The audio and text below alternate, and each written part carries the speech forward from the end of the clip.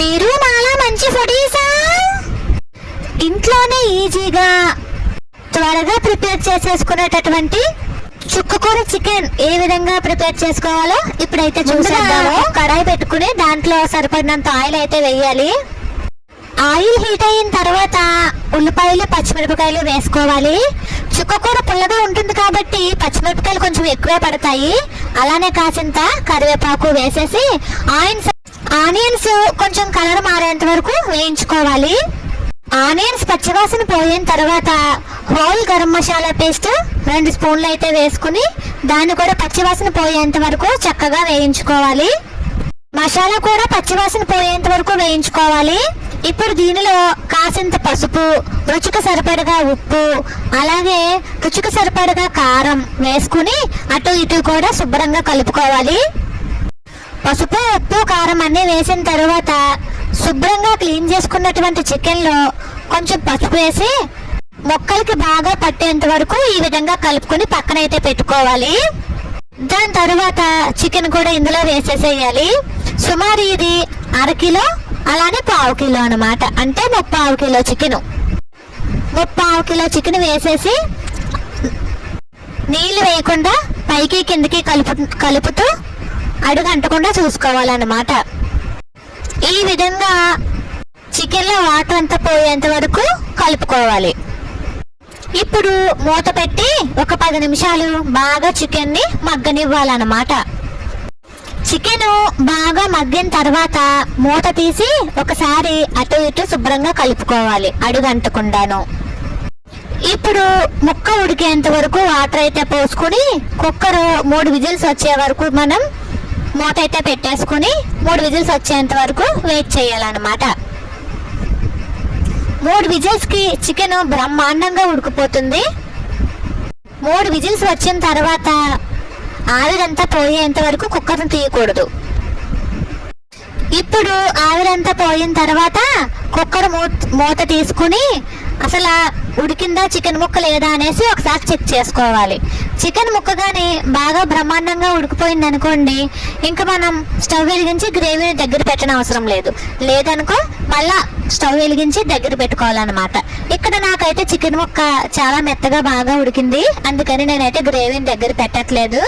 ఇప్పుడు ఇందులోనే బాగా శుభ్రం చేసుకున్నటువంటి 2 చుక్కకూర కట్టల్ని ముక్కల కింద కట్ చేసి ఇందులో అయితే వేసేస్తున్నాను. చూడండి, ఈ విధంగా చుక్కకూర కట్టని ముక్కల కింద చిన్న చిన్న ముక్కల కింద కట్ చేసి కాడలతో సహా ఈ విధంగా అయితే వేసేసాను. దీన్ని శుభ్రంగా 2-3 సార్లు కలిపిన తర్వాత ఈ విధంగా అవుతుంది. ఇప్పుడు మనం మూత పెట్టి మగ్గనివ్వాలన్నమాట. మగ్గనిచ్చిన తర్వాత చుక్కకూర చికెన్ ఈ విధంగా ఉడుకుతుంది.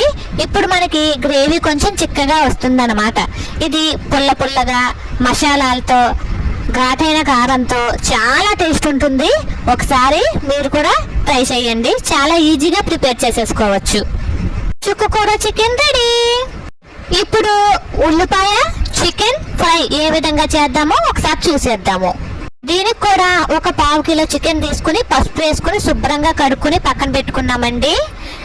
కడాయిలో కొంచెం నూనె మొత్తం కడాయి చుట్టూ స్ప్రెడ్ చేసేసి దాంట్లో ఈ 1/4 కిలో చికెన్ని వేసేసాను.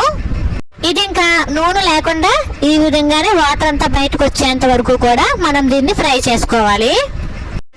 నీళ్ళంతా మొత్తం బయటకు వచ్చేంత వరకు కూడా చక్కగా దీన్ని ఫ్రై చేసుకోవాలి. అప్పుడు ఈ విధంగా తయారవుతుంది. ఇప్పుడు దీనిలో కాసింత అంటే ఒక 2-3 స్పూన్ల ఆయిల్ అయితే వేసుకోవాలి. ఇందాక మనం ఆయిల్ వేయలేదు కాబట్టి ఇక్కడ ఆయిల్ వేస్తున్నాను. ఇప్పుడు ఈ ఆయిల్లో ఈ చికెన్ వేగాలన్నమాట. శుభ్రంగా ఈ ఆయిల్లో కూడా చికెన్ని కాస్తంత వేయించుకుని ఆల్రెడీ ఇందులో పసుపు వేసేసాం కాబట్టి తగినంత రుచికి సరిపడగా ఉప్పు, అలాగే రుచికి సరిపడగా మనం ఎంత కారం అయితే తింటామో అంత కారము వేసుకోవాలి. కారం వేసిన తర్వాత బాగా కలుపుకోవాలి. ఇప్పుడు ఇందులోనే కొంచెం కరివేపాకు అలాగే పచ్చిమిరపకాయలు కూడా వేసుకుని బాగా కలుపుకోవాలన్నమాట. ఇప్పుడు ఇందులో ఒక ఉల్లిపాయ 4 వెల్లుల్లిపాయలు వేసి కచ్చా బచ్చాగా గ్రైండర్ అయితే చేసుకున్నటువంటి పేస్ట్ని ఇందులో వేసేస్తున్నాను. ఇదే దీనికి మంచి రుచిని అందిస్తుంది అనమాట. ఇదే ఈ రెసిపీ యొక్క సీక్రెట్ ఇంగ్రీడియంట్. చాలా అంటే చాలా బాగుంటుంది. ఇది వేగేటప్పుడే మంచి స్మెల్ అయితే వస్తుంది. ఆ స్మెల్కే కడుపు నిండిపోయినట్టు అనిపిస్తుంది అనమాట.